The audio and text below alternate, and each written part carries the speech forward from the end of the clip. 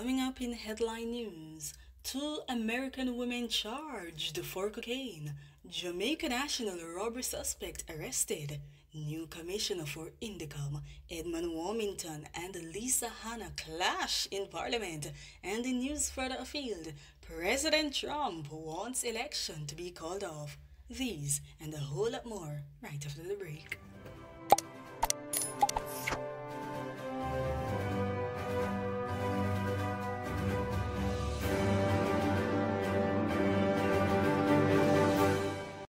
And now the news in detail. Police have in custody 2 American women who were arrested at the Sangster International Airport in St. James on Friday, July 24, in relation to the seizure of more than $1 million worth of cocaine. The women have been identified as 24-year-old Lakeisha Bell and 18-year-old Satania Clark, both of Connecticut in the United States. Reports are that at about 12:20 p.m., the women arrived at the airport to board a flight to New York. However, during security checks, 4 packages containing cocaine was found in their luggage. The drug weighs approximately 2.5 pounds and has an estimated street value of 1.3 million Jamaican dollars.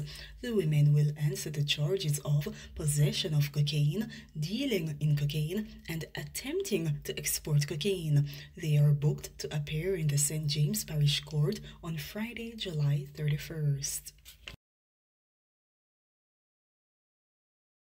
Police say they have held one of the robbery suspects who escaped with $3.2 million from Jamaica National Money Shop in Westmoreland on Tuesday, July 28.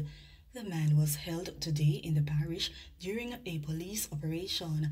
A 9mm pistol was reportedly seized.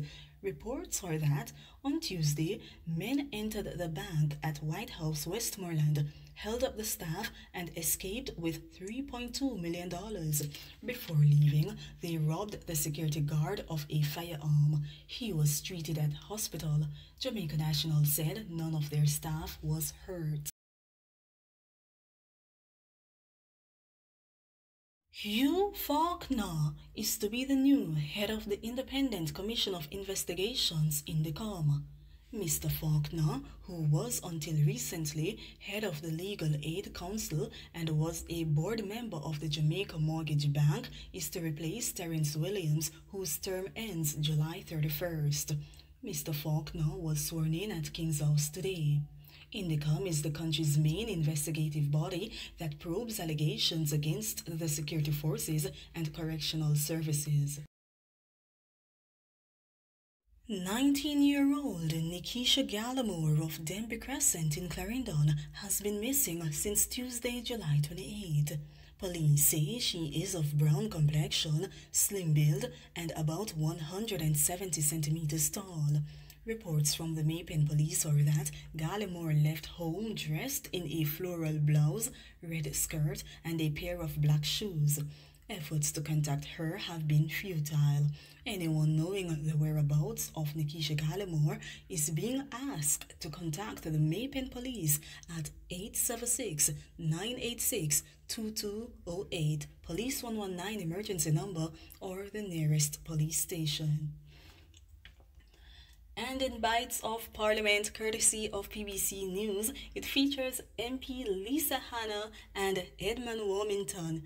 Here goes. You might not work in, Mr. No work. Turn on your mic. So what, the language used under the domestic exchange. The language used by the member of Southeast Sangster is totally unparliamentary. Don't tell me what you just said a while ago. Again, you come back with it. Riffraff is down there. But that member should know better than that. I expect... No, you're... Mr. Speaker. No, I'm on my feet upon the border. I really love the MP. Take your seat on my feet. Speaker, I'm on my feet. I'm on my feet. And if the minister... I'm on my feet. And what? You did not ask me to yield. Yield! No, I shouldn't tell what to do. Take your seat. Relax yourself. Take your seat. Yield to a woman. The member, Yield to a woman. I will, but I'm saying the language you use is non-parliamentary. Which You one know is that. Say it again. You don't want me to say it. Go on, man. Stop it. Do it, man. You know better than that. All right. I expect another from you.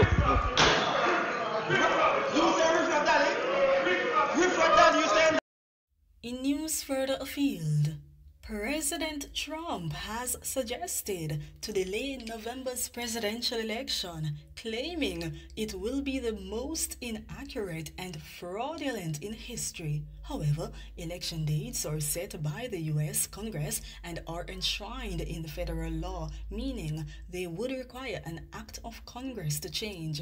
There are also no constitutional provisions for a delay to the presidential inauguration in January 2021.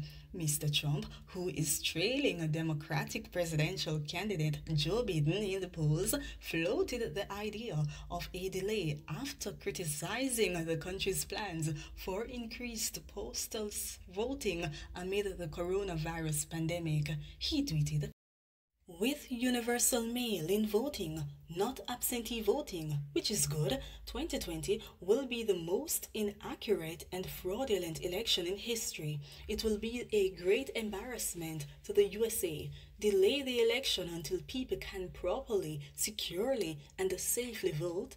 The tweet came on the same day the U.S. economy shrank at a rate of 32.9% in the April-June quarter, which is by far the worst quarterly plunge ever. Those were the latest from Jamaica Buzzcode News Center. Do remember to like, subscribe, share, and hit the bell icon. And many more dreams. Pleasant viewing.